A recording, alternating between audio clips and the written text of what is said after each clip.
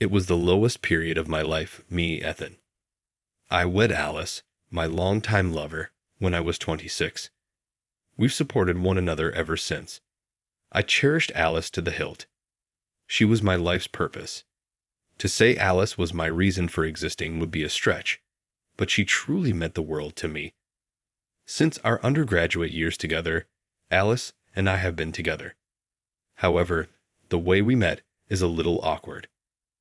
I went all out since I thought she was the one, and was instantly smitten with her. Alice surprised me at first, but her generosity and compassion just deepened my feelings for her.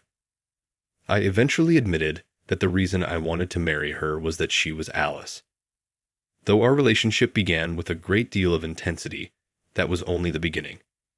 I thought Alice and I were doing well, but Alice was diagnosed with cancer when I was approximately 30 years old. When it was found, it had already begun to spread, and the medical professionals predicted that it would not live long. I sobbed, feeling pitiful. It was not me who was in pain, but Alice. She undoubtedly knew that I was trying not to cry in front of her. It was excruciating to watch her always appear happy in front of me. I therefore made every effort to help her so that she could say she had a happy life in the time she had left. She ate her favorite dishes every day, and we went on trips. She preferred to live her life on her terms, as opposed to endure prolonged agony. We laughed a lot and enjoyed ourselves because it was Alice's wish. Alice lived longer than the doctors had anticipated as a result of that. Isn't Ethan a little lonely? I wish to preserve certain memories because of this. You can chuckle, remember the wonderful times, and avoid feeling lonely by doing that. Do you not think? Alice smiled when she went to heaven, and never stopped thinking of me. It seemed like the end of the world to me. I was lost when I wasn't with Alice, even though I attempted to act tough around her. My house was disorganized before I knew it, and all I did was either stay at home or take the commute to work. I had no enjoyment and could not think of anything to chuckle at. I thought life was over on a daily basis. However, something changed in my life at that point. It was 1 month following Alice's death. After work, I noticed a note from Alice in the mailbox. It stunned me. When I quickly opened the envelope, I saw that Alice had scrawled some words on it. I requested that my parents send this letter after my passing. You are no longer in my presence if you are reading this. Knowing you without me, you're probably depressed and your room is a mess, don't you? If you're thinking that, I have a surprise for you. A gift card good for a spa resort stay. I purchased it covertly. Take advantage of this to relax and rejuvenate.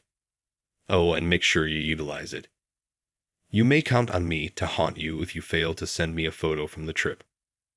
Alice's feelings and ideas were recorded in the letter by her bedside. Alice had been contemplating my future after her departure. She prepared this for me for that reason. Alice, I was moved by her generosity. My eyes filled with tears. She cannot be thanked or compensated for. The thought now causes tears well up in my eyes. With a sniff, I unfolded an additional letter. But instead of a wordy letter, this one read as follows in the middle of the paper. Being at your side brought me immense joy. I appreciate how you have brought love and enrichment into my life. I adore you a great deal. There were noticeable tears on the stationery, and it was slightly wrinkled. I wept uncontrollably, weeping uncontrollably. It's me who needs to be giving thanks. Alice, I appreciate your love and presence in my life. I hope to see you once more. I looked out at the beautiful alpine scenery as the bus bounced me gently. I took today off to go on the trip that Alice gave me as a gift. To be honest, I wasn't all that excited, but Alice was anticipating the photos. As the bus transported me, I thought of Alice and how much she enjoyed the outdoors. She loved to travel, especially to regions with lots of natural beauty. She threw caution to the wind and declared that she still wanted to have a woodland bathe.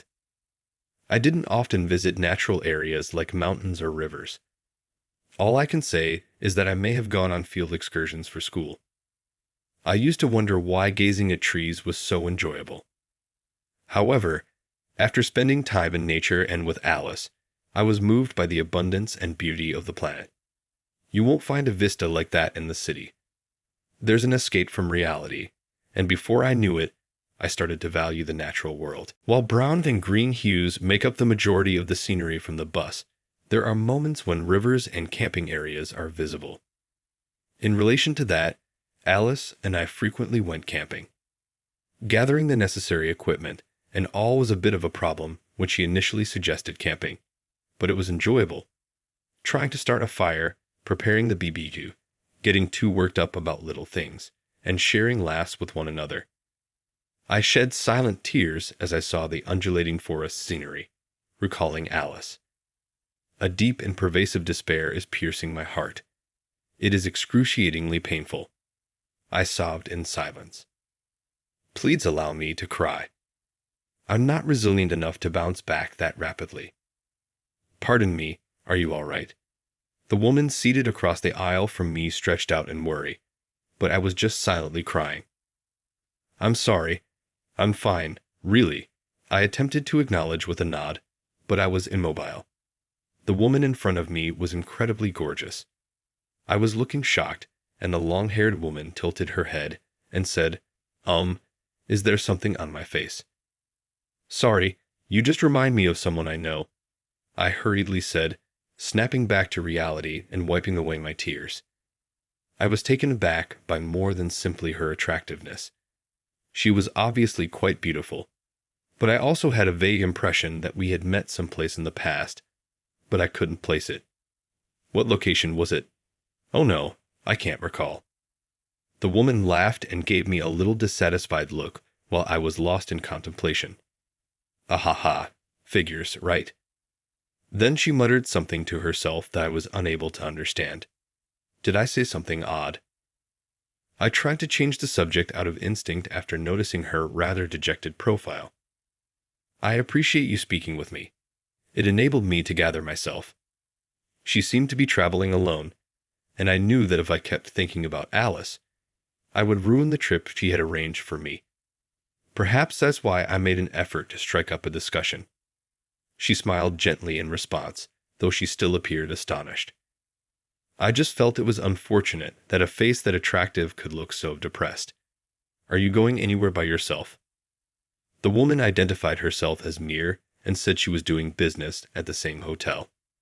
She said, she must have been a wonderful woman, as I introduced myself and said the trip was a gift from my late wife. Grieving over the loss of someone like her is only natural. She struck me as a genuinely good-hearted individual who had a genuine ability to relate to others. There is still some time before the bus comes. Could you please tell me a few things about your wife? What? I apologize if this is too painful. It is not necessary for you to.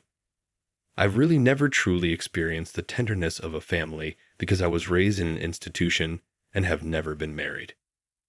Mir gave me a slightly envious look. She seemed a little younger than me, but she exuded a certain innocent youth. Her remarks made me wonder if she had experienced a lack of affection as a child. They were so heavy and depressing. If you're okay hearing my story, I've got plenty. I then started telling Alice about my happy memories. It seems like you two were quite intimate, Mir said, grinning broadly. She listened to my narrative through to the very end, and it felt good to share my recollections with someone again, as it had been a long time. I haven't actually talked to many people since Alice died away. I've been keeping to myself. However, it was precisely because of that I was having trouble remembering where I had previously encountered Mir. I hoped that as I spoke, I would remember, but regrettably, I was unable to. My face must have reflected how uncomfortable I was. It felt like a fishbone caught in my throat. Perplexed, Mir inquired, "Is everything okay? You appear to be thinking deeply." I smiled at her. I didn't realize it was that clear. I can't quite place it, but I have a feeling that I have met you before. Oh, I see now. It's annoying when you can't recall something, she said before offering to assist in clearing that out. she said to me, passing me a piece of paper. That actually has a small studio in its annex. Visit and take a look. The bus stopped at that same moment as she grinned. I went to the inn after getting off the bus, and I had a decent time while on vacation. Even though I wasn't feeling very upbeat, talking to Mir made me feel better. I felt a little better when I thought of having a narrative to tell Alice, and I was interested in the studio Mir had described. Despite being an inn, this location seems to host concerts on a regular basis. Although I initially didn't understand why an inn would include a studio, the musical events helped it make sense. Mir had said that I would see why I was feeling uneasy if I went to the studio. I suppose I had to investigate. I went to the studio after taking use of the hot springs. I looked up to saw Mir, dressed in a dress, strumming a guitar. Something about her reminded me of a recollection. During the time Alice was still living with us, our dates would frequently take us to amusement parks. Since camping was a bit pricey for us, we typically went to the movies or the park instead. Alice stated, "Look over there," on one of those days. They have an event scheduled. At a little amusement park, there was a show on stage. There was barely anyone in sight as a lone woman with a guitar stood on the enormous stage. Given that it was a weekday, the attendance was expected. She started to play the guitar and sing, not allowing such things affect her. She had a very lovely and clear voice. More and more people gathered around as the music continued. Alice was also moved to tears. "She is incredible." She said something like, "I'd love to hear her play again." Oh, I see now. That day, Mir was the entertainer. I hardly remember her face because it was so long ago, but I will never forget the sound of her voice and the guitar. As Mir stated, I felt a lot better, and the knot in my throat relaxed. Her performance gave me a much-needed boost of energy. As it happens, Alice and I had just begun dating when we heard Mir's performance. Memories of those early days, both sweet and terrible, flitted back. It was like receiving a gift from Alice to meet Mir here today. Alice had a wonderful way of surprising people from a distance. Regards, Alice. Strangely, I don't feel pain when I listen to Mir's song and think back on Alice. For the first time in a long time, Mir's song appeared to wash away my sorrow and enable me to speak openly about my memories of Alice. There was a chance for spectators to shake hands with her after the show. She appeared to have a sizable following, each one beaming with enthusiasm at the prospect of getting to know her. In my case, I placed a thank you note in a fan mailbox since I lacked the bravery to participate in the handshake session. It said, "Thanks to you, I remembered so many memories with my wife." However, I haven't seen her again since then. I guess that's only natural. After all, she has her fans. I'm not the type to approach her casually. I had that thought. There was little chance of me running into her, because I was traveling alone and the inn was somewhat large. It's unlikely that I'll see her again. Meeting someone by chance is usually an uncommon occurrence. Once-in-a-lifetime experiences, if you will.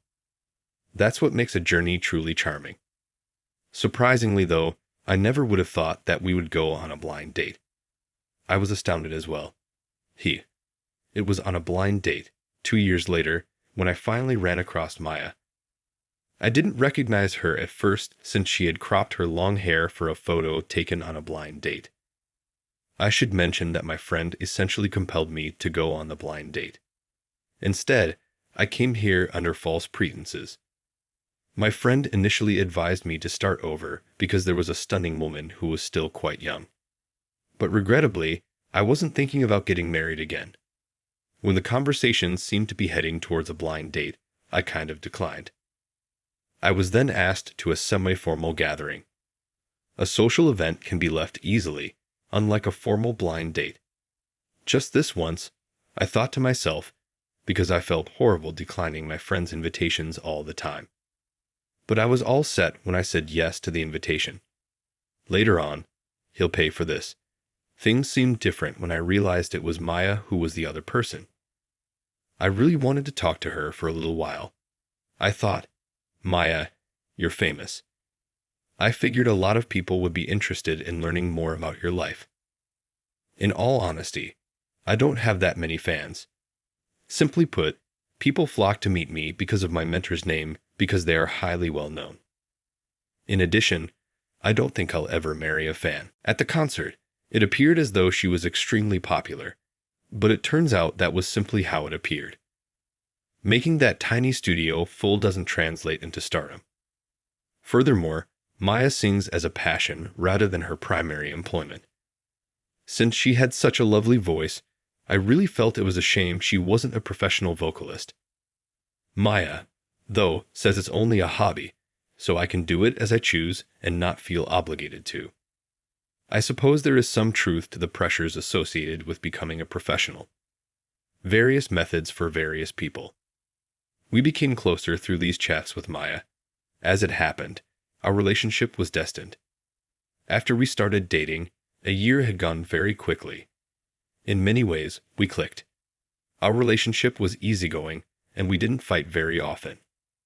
Maybe Alice was the reason we clicked so well, or maybe we were just a perfect match. Alice seemed to be pointing me in the direction of Maya. Although I was sincere in my desire to get closer to Maya, I did question whether my divorce would be sufficient. She firmly informed me that doesn't matter. She just wants to be with me when I expressed that worry. I wanted to stay with Maya forever after hearing her say that. I had not forgotten about Alice, of course. I was never able to. However, I feel like Alice would chastise me if I continue to live in the past. I'm sure she would tell me to gather myself. Thus, I made the decision to proceed. Do you want to wed me? I knelt in front of Maya and proposed marriage for the second time in my life, giving her a tiny ring and flowers. With a wide smile on her face, she exclaimed, "I'd love to." She was overcome with emotion when she took the ring. I would never want to feel that level of sadness ever again. Since Maya was aware of Alice's and my past, we both have routine examinations. After all, the likelihood of recovery is increased by early detection. Maya asked that we not have a wedding ceremony. The memory of your wedding with Alice is priceless. It's not anything I would want to change. She was quite thoughtful. But as every girl imagines herself in a wedding, I surprised her with a picture shoot and wedding gown as a tiny gesture. She exclaimed, "This will be a memory to cherish forever," with pure excitement. Maya appeared genuinely delighted when I saw her wearing that clothing and smiling brightly. My heart was full just looking at her. "Hey Alice, would you be upset with me if I told you I got married again?" "No. Knowing you, you would probably haunt my dreams, scolding me to never make your wife cry if I ever made her cry." Alice has some sort of connection to the tie between Maya and me. I will always treasure our friendship. So, things are good now. I apologize for worrying you so much. Alice was the reason I was able to go on. I want to give Maya all I was unable to give Alice. That would, I think, be my way of giving back to Alice and Maya.